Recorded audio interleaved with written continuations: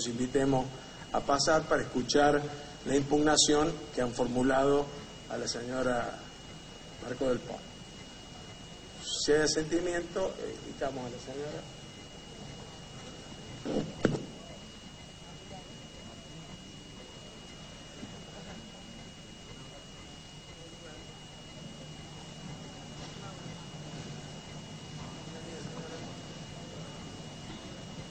El vicepresidente es Adolfo Rodríguez Sá de esta comisión de acuerdos porque la presidencia queda a cargo del oficialismo. Al principio se votaron las autoridades de la comisión, 9 representantes son de la oposición, 6 del oficialismo, el bloque del Frente para la Victoria. Le invitamos a la señora diputada y al señor diputado a formular las observaciones que han hecho al pliego.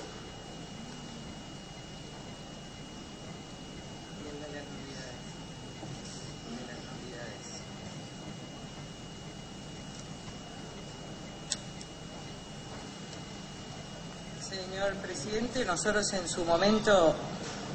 habíamos preparado una impugnación que cambiamos antes de ayer para impugnar la idoneidad de la candidata sin desmerecer sus condiciones personales, informando algo que ustedes pueden pedir a la Cámara de Diputados todas las veces que en materias de inconstitucionalidad, es decir, de plenos poderes, etcétera, había votado con el oficialismo. De modo tal que no se trataba de una persona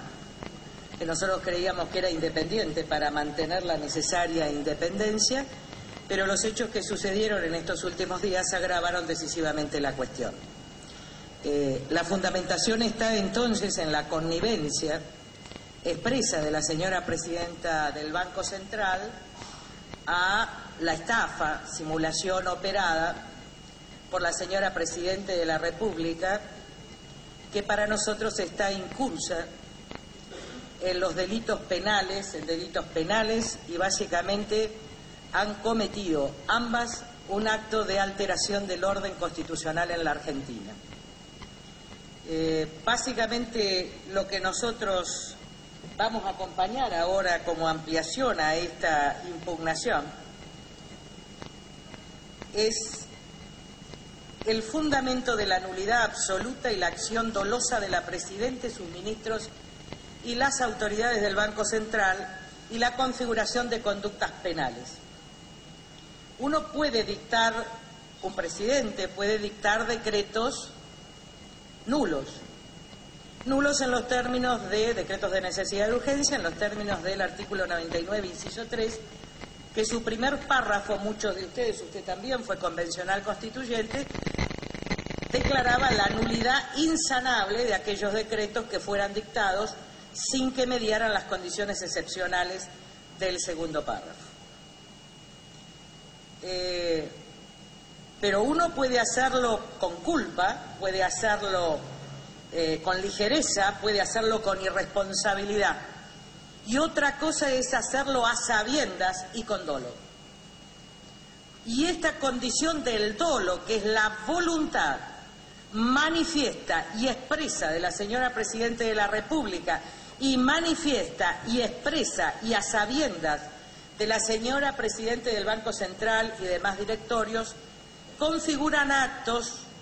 que acá se expresan, determinan nulidades absolutas desde la doctrina de nulidades absolutas del derecho civil, configuran estafa y defraudación, y desde el punto de vista constitucional violan el artículo 36 de la Constitución Nacional, también redactado y sancionado por los que fuimos convencionales constituyentes del 94, cuando castiga con insanable nulidad los actos de alteración del orden constitucional. Estamos frente a una situación muy grave para la vida de la Argentina y ahora la sociedad va a entender por qué en su momento, después yo voy a acompañar, a las embajadas que integran la Organización de los Estados Americanos, nosotros dijimos que la oposición garantizaba el orden constitucional, pero que teníamos serias dudas, atento a determinadas características, que en los próximos meses sea el propio Poder Ejecutivo quien alterara el orden constitucional. ¿Por qué a sabiendas? Porque El artículo 99, inciso primero, es muy claro, porque el objeto fue disponer de las reservas, porque el objeto es el mismo que el anterior decreto, porque el anterior decreto tenía medida judicial hasta que intervenga el Congreso, porque el Congreso iba a intervenir en la primera sesión ordinaria y, sin embargo, en vez de dar intervención al Congreso, selló otro decreto disimulando para desjudicializar el primer decreto y avanzar con un nuevo acto nulo por ser violento, además, no solo por ser dictado por autoridad competente.